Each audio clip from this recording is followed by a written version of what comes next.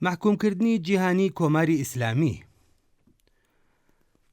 لە ڕۆژێکدا کە دەکرێت وەک خاڵێکی وەرچەرخان لە گۆشەگیری نێودەوڵەتی کۆماری ئیسلامی سیر بکرێت، شۆڕای مافی مرۆڤی ڕێکخراوی نەتەوە یەکگرتووەکان لە دانیشتێکی بەپەلەدا لە ژەنێف بە 25 دەنگی ئەرێ بڕیارنامەیەکی لە ئیدانەکردنی سەرکوتی خوێناوی ناڕەزایەتیەکان لە ئێران پەسەند کرد. ئەو دەنگدانە کەلانی کەم بە پشگیری 50 وڵاتی ئەندامی نەتەوە یەکگرتووەکان بەڕێوەچوو، ئەوە نیشانەدات کە کۆمەڵگەی نێودەوڵەتی چیتر ئامادە نییە لە بەرامبەر توندوتیژی سیستماتیکی دژ بە خەڵکی ئێران بێدەنگ بێت. ئەو دانیشتنە تایبەتە کە لەسەر داواکاری وڵاتەکانی وەک ئیسلەند، ئاڵمان و بریتانیا ڕێکخرا بوو، لە کاتێکدا بەڕێوەچوو کە شەپۆلێکی بەرینی ناڕەزایەتی لە ئێران بە توندوتیژیەکی بێوێنە سەرکوت کراوە. لەو دانیشتنەدا وەڵکێر تورک، کۆمیساریای باڵای مافەکانی مرۆڤی نەتەوە یەکگرتووەکان زۆر ڕاشکاوانە داوای لە دەسەڵاتدارانی کۆماری ئیسلامی کرد کە کۆتایی بە سەرکوتکردنی توندوتیژانە بهێن و ڕەوتی پەرەسەندنی توندوتیژیەکان ڕابگرن. ناوبراو ئەو پەڕینیگەرانی خۆی سەبارەت بە چارەنووسی دەست بەسەرکراوان دەربڕی لە کاتێکدا شەپۆلی دەستگیرکردنی بە کۆمەڵ هاوکات لەگەڵ توندوتیژی سەرشەقامەکان هەروە بەردەوامە. ئەم هاوپشتیە جیهانیە دەرخەری ئەو ڕاستیەیە کە سەرکوت لە ئێران ئیتر تەنها پرسێکی ناوخۆیی نییە، بەڵکو بۆتە قەیرانێکی مافی مرۆڤ لە ئاستی نێودەوڵەتیدا. بە پەسەندکرانی ئەم بڕیارنامەیە بۆ ماوەی ساڵێک ئەرکی هەواڵنێری تایبەت بە مافەکانی مرۆڤ لە ئێران و هەروەها ئەرکی کۆمیسیۆنی ڕاستی دۆزی ڕێکخراوی نەتەوە یەکگرتووەکان سەبارەت بە ئێران بۆ ماوەی 2 ساڵ درێژ کرایەوە.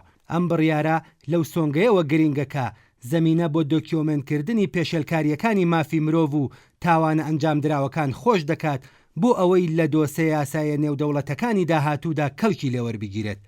پەیام ئەخەوان، پارێزەری ئێرانی کانادایی و داواکاری گشتی پێشووی نەتەوە یەکگرتووەکان سەرکوتی ئەم دوایەی بە خراپترین کوشتاری بە کۆمەڵ لە مێژووی هاوچەرخی ئێراندا وەسف کرد و داوای ساتێک نۆرنبێرگی کرد، واژەیەکی کە ئاماژە دەکات بە دادگاییکردنی نێودەوڵەتی بەرپرسەکانی نازی لە دوای جەنگی جیهانی دووهەم.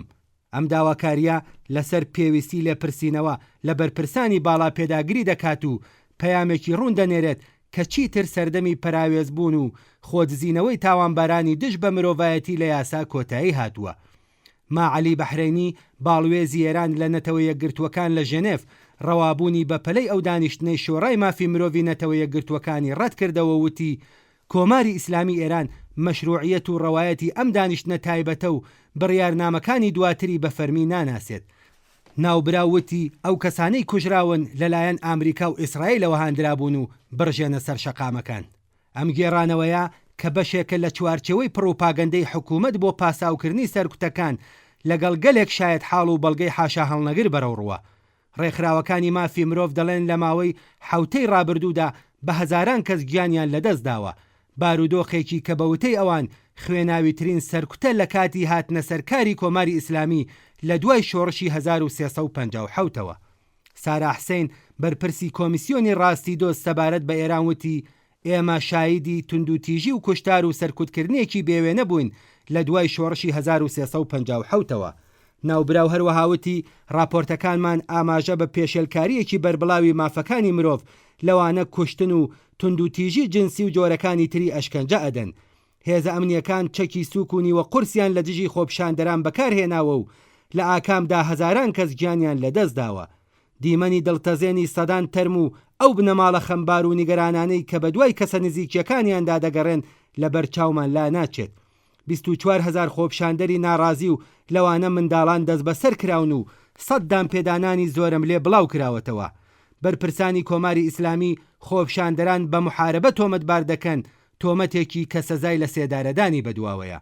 پشتیوانی بەربڵاو لەم بڕیارنامەیە و پەسەندکرانی بە زۆرینەیەکی بەرچاو نیشانەدات کە کۆماری ئیسلامی تا دێت گۆشەگیرتر دەبێت.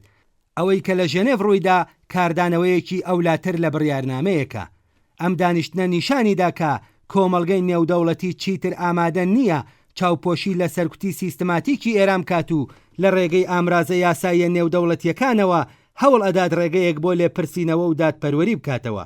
درێژکردنەوەی ئەرکی چاودێریکردن و بە بەڵگەکردنی پێشێلکاریەکانی مافەکانی مرۆڤ دەتوانێت یەکەم هەنگاو بێت لە ڕێگایەکی دوور و درێژ بۆ دادگاییکردنی بەرپرسانی ئەم تاوانانە. چارەنووسی ئەم دۆسەیە و لێکەوتەکانی نەک تەنها بۆ ئێران بەڵکو بۆ هەموو جیهان گرینگە. لە گەیشتنی دەنگی قوربانیان بەڕای گشتی جیهان کۆماری ئیسلامی دەبێ بزانێت کە چیتر ناتوانێت لە ژێر سێبەری پەراوێزبووندا درێژە بە سەرکوتکردن بدات. ئیدانەکردنی جیهانی دەستپێکی ڕێگەیەکە کە دەتوانێت بەڕووخاندنی شۆڕژگێرانەی ئەم دەسەڵاتە درڕندە و دژە خەڵکیە کۆتایی پێبێت.